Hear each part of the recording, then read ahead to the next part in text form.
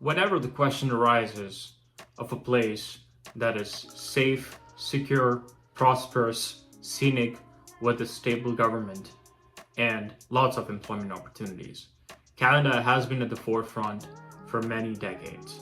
However, at this point, that might not exactly be the case. Here's 10 reasons why Canada might not be the place to move in 2024. Let's get into it. Moving to a new country is stressful. It's emotionally, physically, mentally, financially draining. If you have to go back and visit someone, say you want to see your old parents, it might not be conveniently possible to do that more than once a year, and you're letting go of all your social circles, your networks, your hard-earned reputation, and you have to start all over again to build up the lifestyle that you had from whatever country you want to come to Canada from. Number 2, it is not inherently cheap to move to Canada. The express entry visa requirements listed on the Canadian website say that a single person immigrating to Canada need to show the funds of at least 13,000 Canadian dollars to be able to move to Canada. And for a family of 3, you need 21,000 Canadian dollars. Now that's a lot of money for Canadians living in Canada, let alone for people coming from smaller economies from other countries of the world. Canada has a progressive tax system, which means that the higher your income will be, your taxes given to the government will be more. That makes Canada the poorest of all the developed nations, and in the OECD, the Organization of Economic Cooperation and Development, there's about 35 to 38 countries where Canada ranks last in disposable income. Disposable income meaning the take-home money that people have for their savings or for their expenditures. A recent study shows that 6 out of 10 immigrants that leave Canada, 6 out of 10 of them leave in the first 12 months. After COVID, the people who have moved, from personal conversations, have said that they often work more than 2 jobs, often 3 jobs, to pay the bills and to be able to sustain their families. If you have established business in your home country, consider this before coming to Canada. In the country that you're coming from, if your business is working fine, you have built up a strong network, you have a strong reputation, you have a good client base, you understand the market, you understand the legal framework, you understand your tax system as far as your business is concerned, you'll have to let all of that go and start afresh when you're coming to Canada, which means you have to build that network again. You have to build up that client base again. You have to understand the legal framework and the tax system of Canada before your business starts to prosper. And that might not be possible in the initial few years, and might take more than 4 to 6 years until your business is established in Canada. And meanwhile, you might have to do jobs that are odd, that are minimum wage jobs. And in that, you might have supervisors or managers who are probably not as qualified as yourself. So that will be something you will have to consider when you're coming to establish your own business in Canada. Local flights in Canada are way more expensive than the local flights in other countries of the world, including the US. The flights are more expensive because of federal regulations, airport fees, so on and so forth. But whatever the case may be, for people living in Canada and trying to travel within Canada, or people who are coming from abroad for tours and vacations, and they want to take the local flights within Canada, it's really expensive.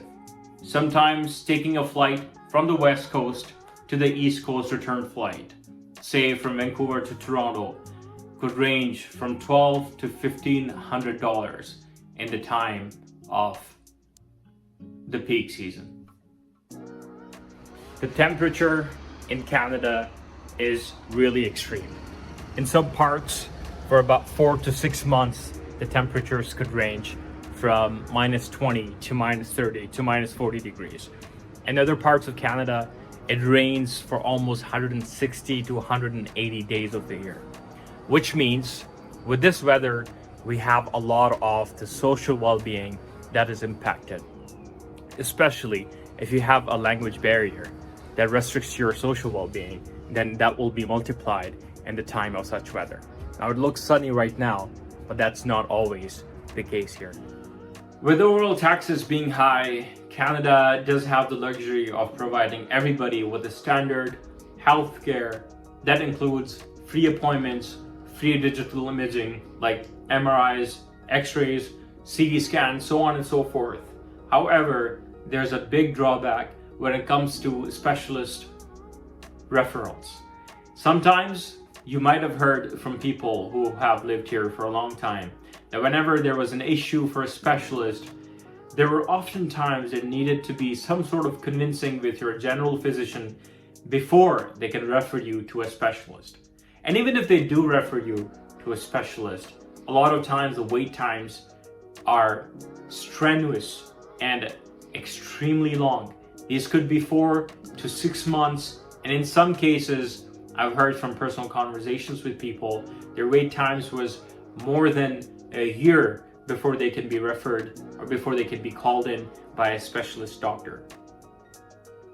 In the OECD countries, there are about 3.5 physicians for a population of 1,000, while Canada has only 2.7 doctors per a population of 1,000.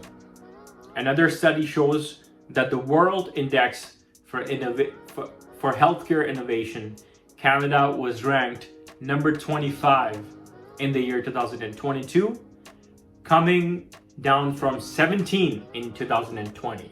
So 17 in 2020 in healthcare innovation and 25 in 2022. So there is a downward trend of the healthcare innovation that you see in primary healthcare in Canada. Hey, if you're finding value, please consider leaving a like and subscribing so we can continue to make more content like this. Now let's get back into the video. Inflation was a 40-year high of 7% in the year 2022 after COVID-19. And in the year 2023 was another 4%. Now, the question is, are the wages and the salaries enough to compensate for the change in the prices of your groceries, your fuels, your utilities, your rents? In Vancouver, which is potentially the most expensive city in Canada right now, the pricing, the cost for 1 to 2 bedroom apartment is around $2,500 to $4,000.